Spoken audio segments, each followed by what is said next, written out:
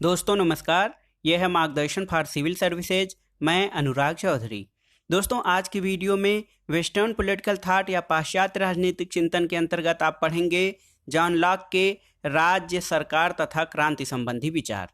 इसके पहले आपने लॉक के सामाजिक समझौता के संबंध में पढ़ लिया है कि लॉक के अनुसार किस प्रकार से राज्य की उत्पत्ति हुई है।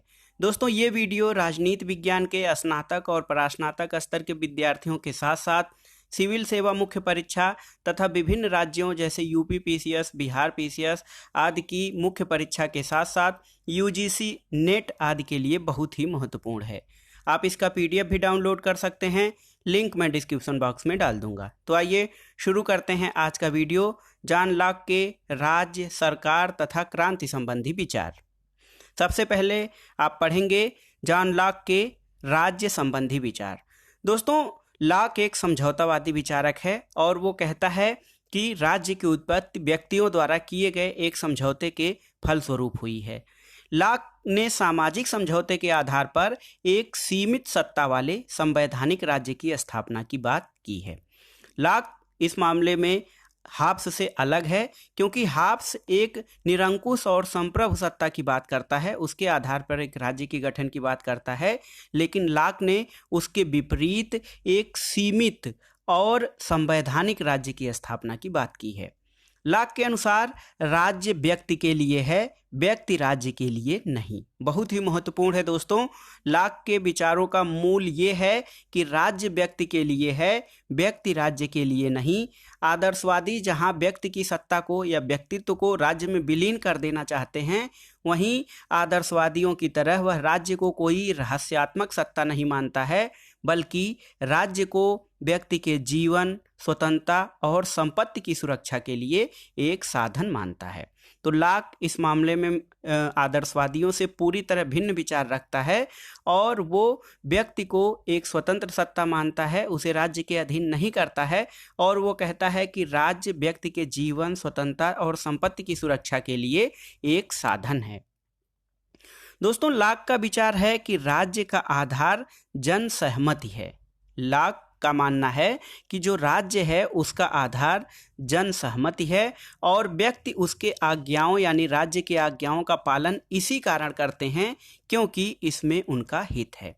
व्यक्तियों ने परस्पर सहमति के द्वारा राज्य का निर्माण किया है। तो लॉक के अनुसार राज्य का आधार जन सहमति है और व्यक्ति राज्य के आज्ञाओं का पालन इसीलिए करते हैं क्योंकि इसमें उनका हित और कल्याण निहित है, और राज्य की सत्ता जो होती है वो जनता की सहमति पर टिकी हुई है।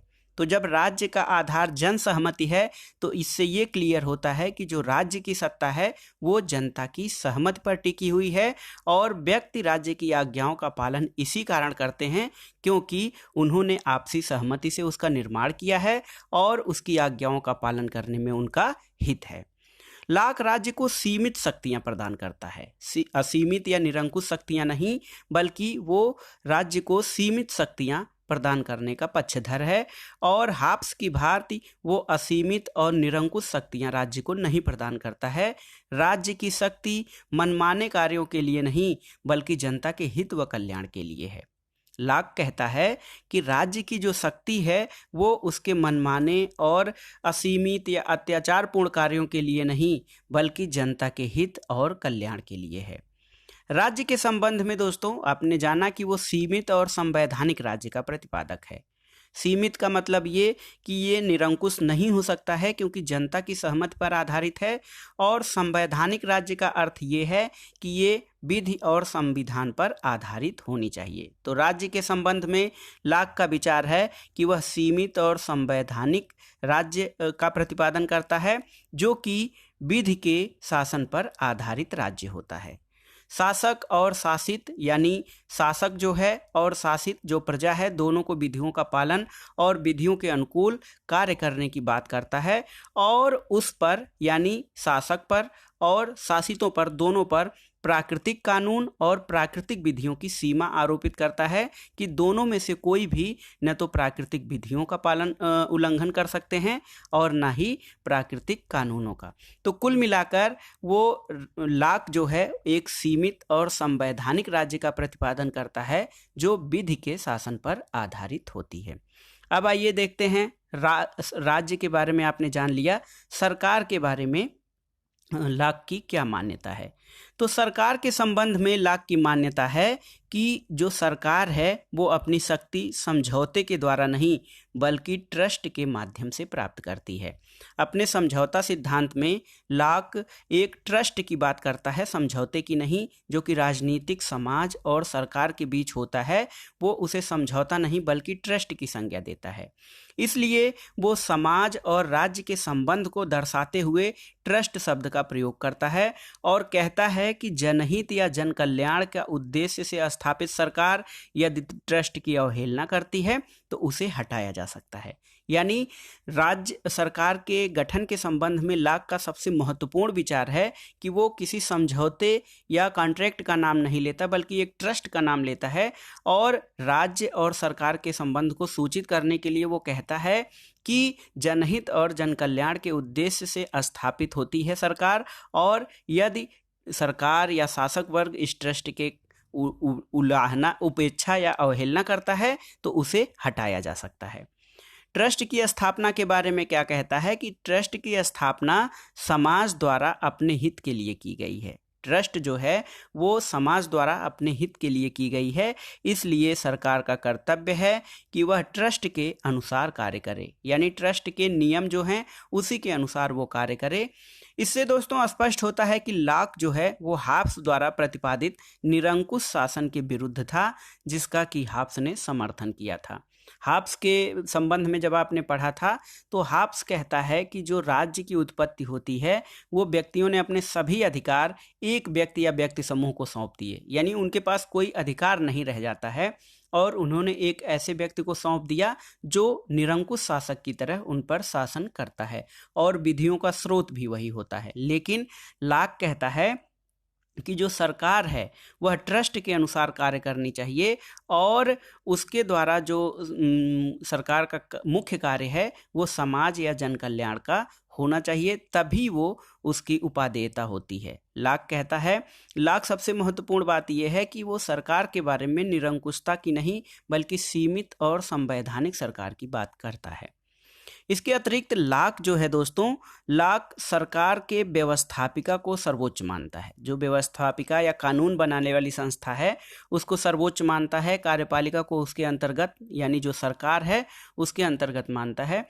तो व्यवस्थापिका, कार्यपालिका और न्यायपालिका संबंधी कार्य सरकार के वो बताता है। सरकार के व्यवस्थापिका, कार्यपालिका और न्यायपालिका संबंधी कार्य बताता है और कहता है कि इन कार्यों की प्रकृति अलग अलग होती है। कानून निर्माण का कार्य, न्याय का कार्य या दंड देने का कार्य, इसके अलावा विधियों की उचित रीति से व्याख्या करने का कार्य, ये सभी कार्य अलग अलग होते हैं, इसलिए इनका प्रयोग अलग अलग व्यक्तियों द्वारा भी किया जाना चाहिए। और सबसे महत्वपूर्ण बात वो ये कहता है कि सभी व्यक्ति शक्ति या सत्ता प्राप्त करना चाहते हैं और इसीलिए ये जो तीनों शक्तियां हैं उनके कार्यों में पृथक्करण या अलगाव होना चाहिए और एक ही व्यक्ति में विधि निर्माण, विधि की व्याख्या और न्याय या दंड देने संबंधी कार्य किसी एक व्यक्ति में ही निहित नहीं होना चाहिए। तो ये भी बहुत महत्वपूर्ण विचार है सरकार के कार्य के संबंध में लाक का। सरकार के संबंध में वो सरकार के रूप से अधिक उसके उद्देश्य पे बल देता है। सरकार का रूप कैसा होना चाहिए वो ये नहीं कहता है, वो कहता है सरकार का उद्देश्य जो है वो अच्छा होना चाहिए, उचित होना चाहिए और उसका सर्वप्रमुख उद्देश्य जनता का हित और कल्याण होना चाहिए।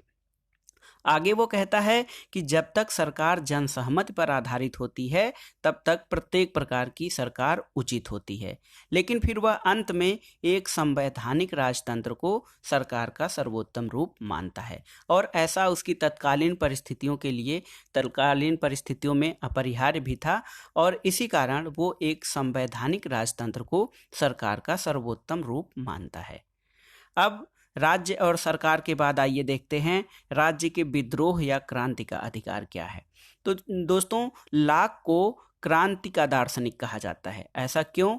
क्योंकि लाक सबसे पहले विद्रोह या क्रांति का अधिकार देने वाला प्रथम दार्शनिक या विचारक है। वो राज्य के विरुद्ध व्यक्तियों को क्रांति या विद्रोह का अधिकार देता है। ऐसा क्यों करता है उसके बारे में जानते हैं। लाक कहता है कि राज्य का निर्माण लोकहित या जनता के विशेष उद्देश्यों की पूर्ति के लिए किया गया है। सरकार का जो निर्माण है, राज्य का निर्माण है, वो लोकहित और जनता के उद्देश्यों की पूर्ति के लिए किया गया है। इसलिए राज्य के शासन की शक्ति सीमित होती है और जो सरकार है वो न्यासी या ट्रस्टी के रूप में उसे शक्ति प्राप्त है और ये शक्ति समाज द्वारा ही उसे दी गई है। तो आप क्लियर हो जाइए। वो कहता है कि राज्य का निर्माण लोकहित और जनता के विशेष उद्देश्यों की पूर्ति के लिए हुई है, इसलिए राज्य की शक्ति सीमित होती है। राज्य जो है एक न्यासी के रूप में उसे समाज द्वारा शक्ति प्राप्त है। व्यक्ति राज्य को सीमित अधिकार ही देते हैं। आगे कहता है कि व्यक्ति जो हैं वो राज्य को सभी अधिकार तो अपने देते नहीं हैं, राज्य को केवल सीमित अधिकार देते हैं और विरोध का अधिकार नहीं देते हैं, उसे अपने पास ही रखते हैं। विरोध की शर्त क्या क्या है? तो विरोध की सबसे महत्वपूर्ण शर्त जो लाक बताता है कि राज्य या सरकार के विरोध का या उसके खिलाफ क्रांति का जो शर्त है वो ये है कि यदि राज्य जो है वो व्यक्ति के जीवन, स्वतंत्रता और संपत्ति के अधिकारों के मौलिक उद्देश्यों की पूर्ति नहीं कर पाता है या फिर अपने अधिकार क्षेत्र का उल्लंघन करके या अपने अधिकार या शक्तियों का मनमाना प्रयोग करने लगे, तो ऐसी स्थिति में जनता को उसके विरुद्ध क्रांति या विद्रोह का अधिकार प्राप्त है। विरोध या विद्रोह की शर्त बहुत ही क्लियर है कि जिस उद्देश्य के लिए राज्य की स्थापना की गई है, जीवन, स्वतंत्रता और संपत्ति के अधिकारों की रक्षा के लिए, यदि उनकी रक्षा नहीं कर पाता है, अपने अधिकार क्षेत्र का उल्लंघन करता है, कोई मनमाना व्यवहार करता है, तो ऐसी स्थिति में जनता को उसके विरुद्ध क्रांति या विद्रोह का अधिकार प्राप्त है। लेकिन इस विद्रोह की शर्त जो होनी चाहिए वो जनहित या जनता का समर्थन है। जनहित का समर्थन कि उससे जनता के व्यापक हितों की पूर्ति होनी चाहिए, और जनता का समर्थन इसलिए कि ऐसे तो किसी भी सरकार के विरुद्ध या राज्य के विरुद्ध क्रांति होने लगेगी, इसीलिए ऐसे मुद्दे पे ही विद्रोह की जो अनुमति है या क्रांति की अनुमति वो देता है कि उसका उद्देश्य जनहित हो या उसे जनता का व्यापक समर्थन हो। वो कहता है कि जब जनता ये अनुभव करने लगे कि व्यवस्थापिका और उसके अंतर्गत जो कार्यपालिका या सरकार है स्वेच्छाचारी या प्रतिकूल आचरण करने लगी है, तो जनता को उसे हटाने या बदलने का अधिकार है।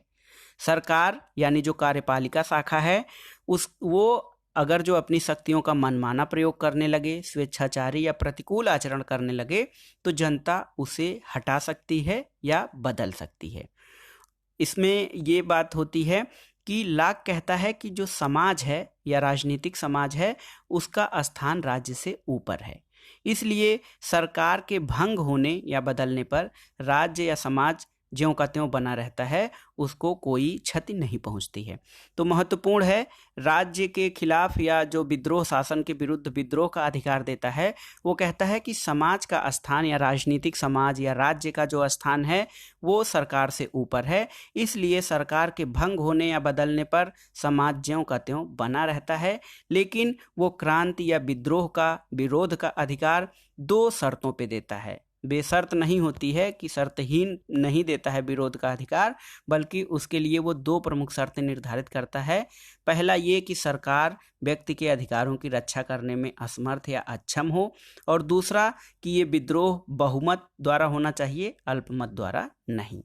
तो दोस्तों, जो क्रांति या राज्य के विरुद्ध विद्रोह का सिद्धांत है या अधिकार है लॉक का, उससे इस पर काफ़ी आरोप लगाया जाता है कि उसने शासन का नहीं, सरकार का नहीं, बल्कि क्रांति का सिद्धांत का प्रतिपादन किया है, और इसीलिए लॉक को क्रांति का दार्शनिक कहा जाता है।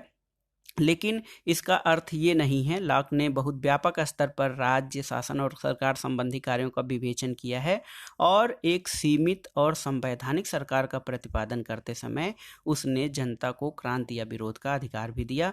और सबसे महत्वपूर्ण बात, उसका जो चिंतन है उसकी समकालीन परिस्थितियों के आधार पे उसने किया है। और लॉक कहता है, लॉक का ये जो क्रांति का अधिकार है वो काफ़ी हद तक 1688 के गौरवपूर्ण क्रांति को न्यायोचित सिद्ध करने के लिए किया है, क्योंकि जो ब्रिटेन में उस समय एक गौरवपूर्ण क्रांति या रक्तहीन क्रांति हुई थी, उसका भी मुख्य उद्देश्य एक सीमित या संवैधानिक राजतंत्र की स्थापना करना था। तो दोस्तों ये था आज का वीडियो। इसमें आपने देखा पाश्चात्य राजनीतिक चिंतक जॉन लॉक के राज्य, सरकार तथा क्रांति या विरोध संबंधी विचार। वीडियो आपको कैसा लगा हमें कमेंट बॉक्स में ज़रूर बताइएगा।